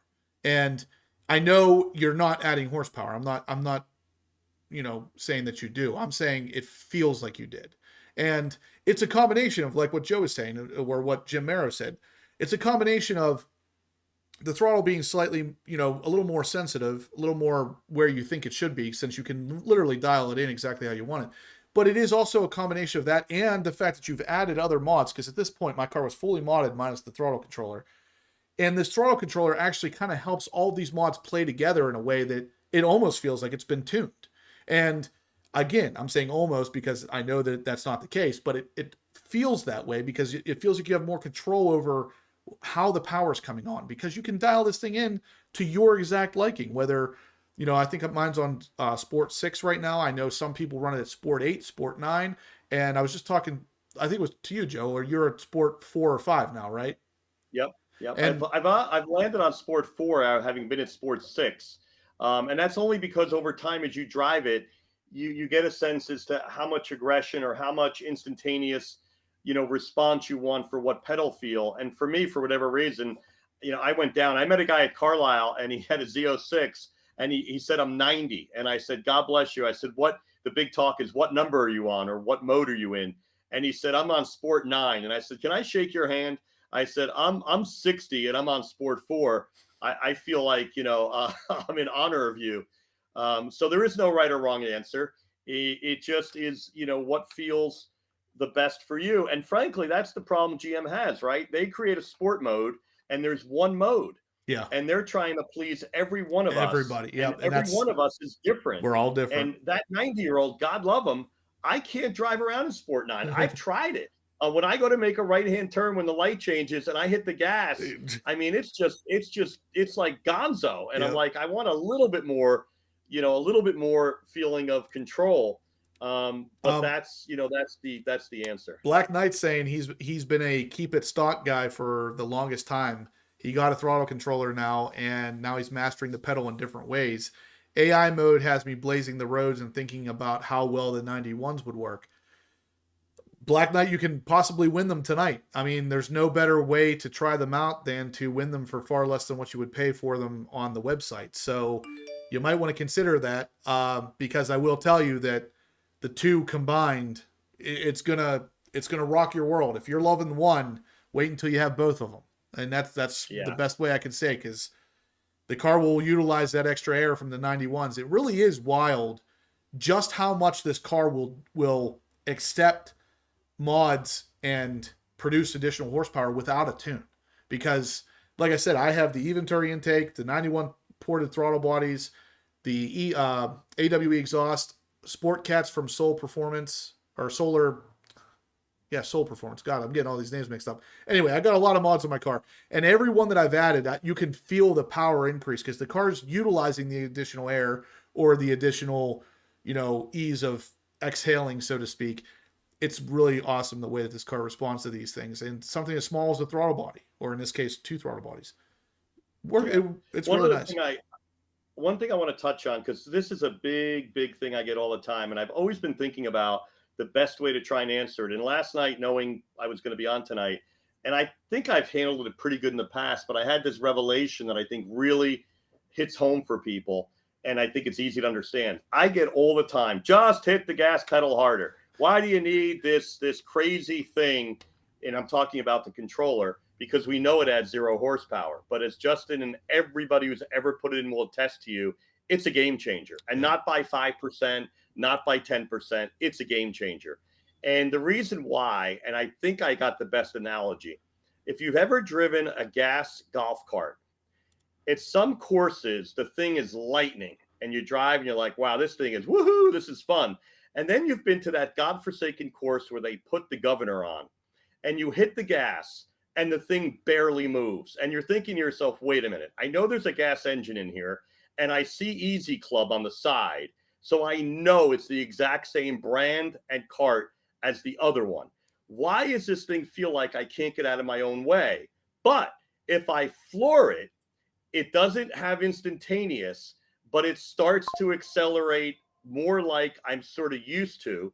And then finally, you kind of get up to speed and you're like, okay, there's a reason for this, right? So it's not exactly the perfect parallel, but it's damn close in the sense that they are protecting you from hurting yourself on a golf course going up and down hills. They're probably protecting the engine in the sense that maybe it'll last longer if it's not beat on, which probably makes sense. Yeah. Because golfers drink and they have fun and they do all sorts of crazy things. Yeah. Me, I'm the perfect No. golfer. Yeah, you never do those things. but it makes a lot of sense. And so think about GM, think about Ford, think about all these people. Again, miles per gallon, safety. You know, I would take care of the say engine. I would say it's the big one, miles per gallon. EPA rules everything that these car manufacturers do. And without a doubt, because my Ram TRX is the same thing. I have a throttle controller in the Ram TRX, and I noticed the same thing. In street mode, that throttle, it was like I'm pressing it 20% before it actually started to do anything. And I know that's an EPA thing because even with the Solar Performance throttle controller, if you put it in EPA mode, that throttle couldn't be more dead. And it's like, that's what will get you better gas mileage. And GM and all these guys, they're all controlled to some degree from the EPA. They have to maintain a certain EPA rating, and this is how they do it. Yeah. Yeah. And so the best way to explain it is, you know, the manufacturers put bear hugs around these cars. And again, we're just taking that bear hug, or better said, we're unleashing the capability of the horsepower that these cars have. And we're doing it early on in the sequencing where you don't have to get to half, you know, throttle or open throttle to enjoy your car a hell of a lot more. And you know, the best part is, Justin, 30 days, 100%. Money back guarantee. Send it back used. We want it used because if you're using it, we like the odds that we're absolutely not getting it back. Yeah. And frankly, you couldn't run a business if you were getting these back every other day, and even if any you want percentage. If you want to try it even for the 30 days, use the HPO5 code. Save yourself some money. And if you don't like it after 30 days, you send it back. And that's the case with the throttle controllers, the throttle controller or the throttle bodies. If you, for some reason, you don't like it, they'll take them back. Every product, every vehicle. A good question that came in here, though, from Jay Brazelton says, Justin, do you have to do the even Turi intake if you do the 91 millimeter throttle bodies? No, you don't. Honestly, you don't have to do any of the mods that I did. If you want to do just the throttle bodies and just the throttle controller, or just one of those two, you don't have to do everything if you don't want to. I will tell you that all of these mods play very well together, but that doesn't mean you have to do the exact same things that I've done. Yeah. And John, and just to add on to that, and I'm not going to try and, you know, pick on any other manufacturer, but I mean, I've had people say to me, and one of them's probably on tonight from Canada. He's a big follower of yours. And you know, his first mod was the even Turi, and he liked it. And then he said, you know, I'm going to put the 91s in, and he liked everything even more, to your point. And then he put the controller in and he said, holy hell. He said, this is unbelievable. And again, this is him speaking, not me. He said to me, in retrospect, the throttle controller paired with the throttle bodies, in his opinion, and he's not the only one I've heard this from, had much more of a positive change than did the even Turi on its own. And you know they're not cheap. And you know by the time, if you have to pay someone to put them in, you're talking about, you know, with the carbon fiber, you're talking about $4,000 to $5,000, as opposed to even in the Z06 with the throttle bodies and the controller, you're talking about $1,000. And if it's a C8 where you have one throttle body, you're talking about under $800, probably closer to $7,000. And these are other people's words. You know, so I'm not saying don't put in a CI, but if I were doing the order, I would do the two, and it's not just because I'm here from Solar tonight. I've been a car fanatic for 40 years. I've owned 50 different cars. I put CAIs in my car long before I knew anything from Solar. And yeah, they make a little bit sound change. You feel a little bit more response, but it's not even close to the response you get and the change you get from these parts without even having to put a CAI in, by the way. Anthony George says, I forget, Justin, what did you go with for cats on the new setup? I have Soul Performance, high flow sport cats. You can get them on my website. They are guaranteed to not throw any check engine lights, and I've had mine on now for over 2,000 miles with no check engine light. So really a great setup there. You'll have awesome sound, no check engine lights, all the good stuff. 10 seconds Z06 says, whatever, I have to do all the performance upgrades you've done. LOL, for real though. You're well on your way, man. I know you've got almost everything I do at this point. Minus, I think you're going to get the inventory, but you didn't get the AWE. But I don't have any doubt. I'm sure you'll end up with it because it's great stuff. And honestly, if you want that, bleeding edge performance, you only have a couple options. And I mean, I've tested out a lot of this stuff already on the car. I would say that I've tested it out for you guys, but in reality, I've tested it out for me to see what I like and what performs the best on the car. And I'll gladly share that opinion with you guys because I know a lot of you want to know, do I buy this or do I buy that? And that's one of the reasons why I have Joe on here tonight, because there are options for ported throttle bodies on the market. And really what we're going to be talking about tonight is going to show you why you probably should be looking more so at Solar than anything. They do a great job of marketing their stuff, yes, but they also stand behind it. And they also show the numbers behind it. Speaking of which, why don't we go there? 1 second. I want to get through some of these questions. Rally Rooper says, if you take off the intake, it's right there to change the throttle body. It's only 4 bolts. Well, it's 4 per, but that is one reason to do the throttle bodies at the same time you do an air intake, which is what I did in my most recent video for that. Is once you have that air intake out, the throttle body, it's a 10-second install. But if you try fighting it without taking the throttle or the air intake off, you're going to take way more time than just taking it off. Trust me, been there, done that. Yeah. And the beauty of the C6 and C7 being front engine, you open that hood and there's your throttle body sitting right there by the rubber accordion. Yep. You unclick the ECU, you take off the clamp, and you have 4 bolts. You're done in 12 minutes, and you don't have to go for a tune. There's a couple sequencing of idling and on and off just to let the computer know that there's more air coming in. You go for a drive and you're done. So that's the beauty of the front engines. The C8, it's not a hard install other than all the stuff you have to remove to get to the airbox, and get the airbox out. And as you said, Justin, the install, the throttle bodies. Yeah, it's like 10 seconds. But I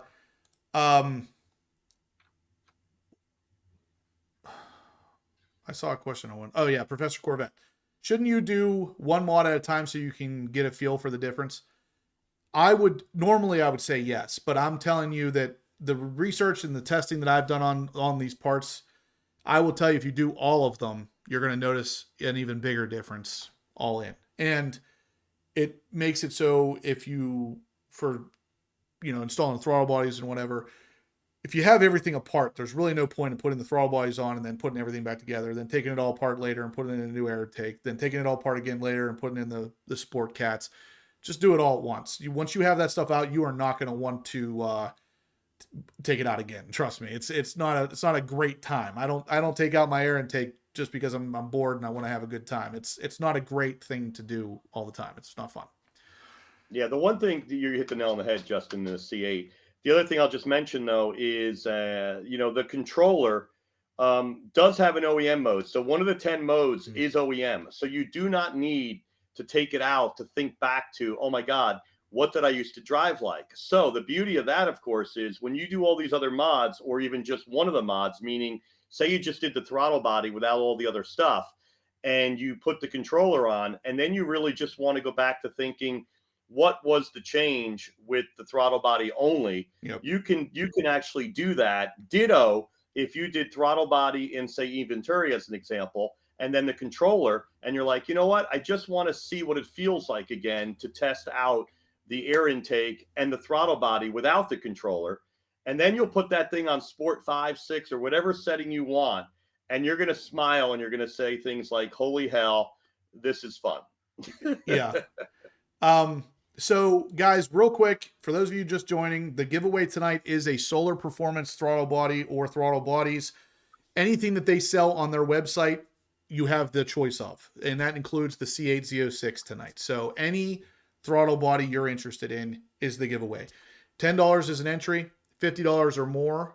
Well, yeah, $50 is double entries. $100 or more is also double entries, but it will get you a free HPO Solar Performance co-branded t-shirt. Whether you win or lose, you'll get the shirt. So we're going to be wrapping this up relatively soon here. We have one more really juicy piece of information to touch on with Joe, but if you guys are wanting to get in on this giveaway, you're going to want to get in really soon here, because we're going to start wrapping this up and getting the names on the wheel. So yeah, Jay, I got you in for all 300. A lot of you guys went big numbers on this one tonight, and I appreciate it. I'm sure Joe does as well. We're going to get you some free t-shirts. But the last thing we're going to talk about is the flow numbers. This is the big thing. So we've already talked about the 91 millimeter throttle bodies will, net you 12 to 15 horsepower on a Z06. Of course, you can get the ported throttle bodies on a Stingray that will net you horsepower as well. But the ones we're focusing on for flow purposes tonight are the 91 millimeter ported throttle bodies for the Z06 against the competition. So we're going to show you the flow numbers here that were done on that Flowbench that I showed you a little bit earlier, which is by itself a radically awesome looking machine. I mean, you could tell by looking at this thing, it is top of the line, state of the art, clean facility. I love everything I'm seeing about it. So when I see these numbers coming in, I don't doubt them. And not only do I not doubt them, but I know personally people who were there when these numbers were done, and they're not anything you can really mess with. This is 100% factual numbers here that I'm going to put up on the screen in a second. Joe, if you want to just to add to that, the machine was shown to be calibrated before and then at the end. And so clearly there was no like timeout, where things could even be possibly recalibrated, even if we frankly wanted to. So, the consistency is what's key. So keep in mind, guys, this is the Solar Performance throttle bodies, 91 millimeter, compared to the competition. So when I show you this, Solar Performance is blue, the competition is yellow, and it's going to show you on the far right what the difference is between the two. And this is what makes Solar Performance better. So here's the chart. I'm going to let Joe kind of talk you through this, but this is ultimately what we're looking at. So you can see the Solar 91 column is blue. I blurred out the name, but the one in yellow is the competition right beside it. Just focus on those two categories, and then the one on the far right showing the difference between the two. Joe, talk us through it. Sure. So in the first column, where it has TP percentage, that's the throttle position. So at 10% opening, 20% opening, all the way up to wide open throttle, which is 100% of opening. That's what that column is. And then to the right of that are actually the CFM numbers that the Flowbench measures, as we talked about earlier. And you can see then we're in blue, the competitors in I guess on your screen, it's either beige or gold or whatever color that is, right? And then to the far right is the delta between the two. So 0 is obviously at 10% of throttle opening, it was a tie. You can see all the others from left to right. The blue is 22 versus 19. That's a differential of 3, on and on and on and on. And so what you ultimately will see is at 90% and at wide open throttle, especially wide open throttle, we're making 111 more CFM than the competitor. Now, in terms of OEM, which we don't have here, the OEM differential at wide open throttle, as I mentioned earlier, we're 20% more. But even here where a competitor is concerned, we're 10% more than the competitor, who has spent a lot of time doing what we do, or try to do what we do. And in the case of OEM, we're 20% more. Now, if you go back to the 30 percentile, where in this case it's a tie, we actually are making 25% more than OEM, even at the 30 percentile. And then if you just take a step back and look at that last column from top to bottom, basically we're making more airflow than our competitor in every single, throttle position except one, and that's 40. And we're only tied in one, and that's at 30. But again, even at 30, we're making 25% more than OEM. So this is, kind of what we do for a living. This is the business we're in. We only make throttle bodies and throttle controllers. And, factually, I'm going to make a pretty bold statement.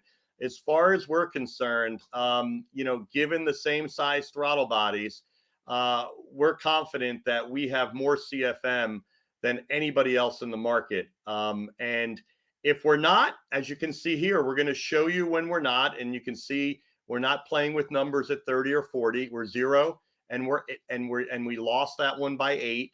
And if there's other competitors that want to publish calibrated data, we are never stopping. And frankly, our biggest competitor are ourselves.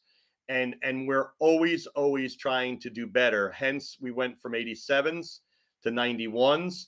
And if you stay tuned in the not too distant future, I can assure you we're not going to stop forever at 91, just like we did at 87. So that's really a good summary of what we do. And as I mentioned earlier, these competitors out there, the reason why they'll tell you that, they're using the OEM. And as I said, you can go through our site and we use OEM, but they like to say we're not using OEM in some cases. Why would you want to do that? And the answer is because we not only design and engineer, but we actually manufacture from the ground up. In fact, if any of you wanted a custom designed throttle body, we can do that. Now, the cost might be prohibitive because we're making one, and obviously we don't work for free, but you get the idea. So if we had a customer that said, or an engine company that said, we want to build, or we need a bid on 200 of these, what could you do? The other companies would frankly do what, and I'm not trying to be facetious, but they would do what GM currently does. And they would say, AC Delco makes a 60, a 65, a 72, an 80, an 87, and a 95. Which one do you want? And we're going to say, which one do you want us to build? Do you want a 73? We can do that. Do you want an 84?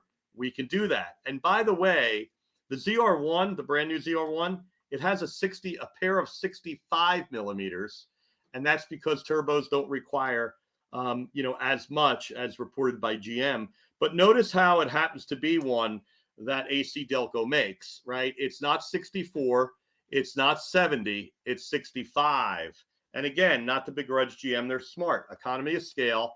And if you can build one, in the case of Delco building, 6, but they have 6 varieties, and GM picks which one of the 6 makes the most sense for what they're doing at that particular moment. But it doesn't mean the part is, been ported or that it has the exact maximum CFM. Right.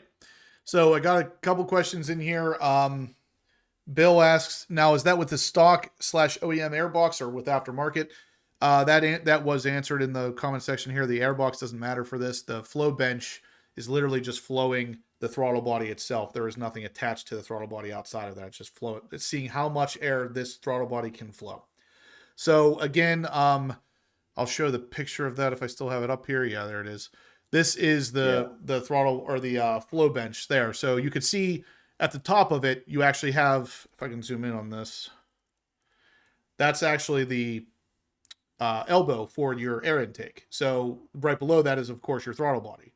And that's where you're mounting it. And the machine is literally just sucking air in this to measure how much air it can effectively suck in through that throttle body with the way it's ported. So that's where these measurements are coming from. And I was pretty impressed with these measurements personally. At 40%, it does lose, quote unquote. I would hate to use that word for this, because by 8 CFM is one of those things where if you notice it, it would be tough. It would be hard to notice that versus the maximum being 111 more. At 40%, you're talking about this much different. And yeah, I mean, at every other point, you are far above, especially like Joe said, you're 25% above OEM. So you're going to notice that. Yeah. Yeah. And you're going to notice it, especially at 30. And it's not just there. It's every throttle position. It's making, more air, more power. And the last thing I want to say on that is it's not just about more air, right? It's the velocity and the flow of the air. So yeah, you can make more air, but it doesn't mean that you're going to have more performance necessarily, because if it's obstructive air and it's not smooth air, that's not a good thing, right? So it's not enough to say we have more air. It's more usable and refined air, to use that terminology, because otherwise, not only won't you get the horsepower gains, you could have negative horsepower because you're just buffeting so much negative interruptions or obstruction of air that the car is going to perform worse. So that's where all the CAD CAM, that's where all the CNCing, that's where all the math equations come in that say, take that straw, create the least amount of resistance with the best velocity, and then program the CNC to actually make that throttle body perform that way. Yep. And another question that came up was, is this a comparison with the stock 87 millimeter throttle body? No, this was the Solar Performance 91 millimeter ported throttle body compared to the competition, basically a 91 millimeter ported throttle body from another manufacturer. So they were comparing, basically there's two on the market right now for the most part. We're comparing against that person, and to make sure, or to show the difference in flow with both of those on the same Flowbench after calibration, of course. So I think I'm going to wrap this up, guys. We are definitely running a little bit over on this, and I think this has been a great discussion, though. We got a lot of really good, useful information from Joe. We got some awesome stats here for the Flowbench and everything. I feel like after seeing these numbers, if there was ever any doubt, there shouldn't be. Solar is the better performing throttle body through and through. It's a hair cheaper than the competition.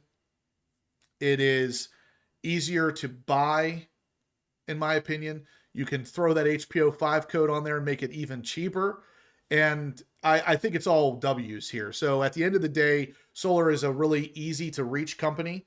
If you were to have any problems with it and you wanted to return them or ask questions about installation, you're going to get a really valid and quick response, be it from them or even from me, because I've had a good bit of experience with all the Solar stuff. So I feel like if you guys have any additional questions about this, you can always reach out. You can leave comments on this video. You could reach out to me or Joe. We're going to have really good information for you now, because we have access to these numbers that paint the picture. It's a clear W for Solar Performance here. Yeah. So, and my email, while you're getting teed up with the wheel, I'm Joe, right, at Solar, SOLER Engineering, ENGINEERING.com, and I'll get back to you as well. Happy to answer any questions you may have. And then while you're doing that also, I'd be remiss if I didn't mention one last thing about the controller, and we didn't touch on it, but there's the lock feature, right? So if any of you value your vehicles, whether it's your Corvettes or maybe your trucks or whatever controller you ultimately buy, every single one of them comes with a lock feature, which is a way to electronically disable your gas pedal from that throttle body. And in simple English, that means somebody gets in your car, they start it, no matter how they figured out how to do that. They put it in reverse or drive, they hit the gas pedal, it does nothing. Now, the car will idle, because remember, to idle, you don't need your gas pedal. But most thieves, last time I checked, time is their enemy, and they're not looking to idle away as they're trying not to get caught. So it really is a great theft deterrent. And for any of you that have NCM Insurance, Adam Boca, we have a strategic relationship with them. And depending on your state and what discounts you may already be getting, you may be eligible to save money on your policy by just simply showing them that you have a receipt for the Solar throttle controller, because it does get credited as a passive alarm discount. There you go. You can save money, ultimately. So, guys, hopefully you enjoyed that, but let's go ahead and I don't think we had any more entries. We did not, so we're going to spin this wheel. We had, let's see, 1, 2, 3, 4, 5, 6, 7, 8, 9, 10 entries tonight, but all pretty big number entries. So I appreciate it all, of course, guys. And again, if you donated more than $100, you're going to get a free t-shirt, whether you win this wheel or not. Make sure you're emailing me. I need to know your name, your address, and what size shirt you wear in order to get you out the shirt. So don't forget to do that, or else I won't be able to get you the shirt that you're going to get for free. So let's take a look at the browser here. These are the names. I'm going to shuffle them up as usual. Let's click it a bunch of times here. That looks pretty good. So you can tell Charles is the one that donated the most. I think Kevin and Jay Brazelton the second most. So let's spin the wheel. Here we go. Good luck.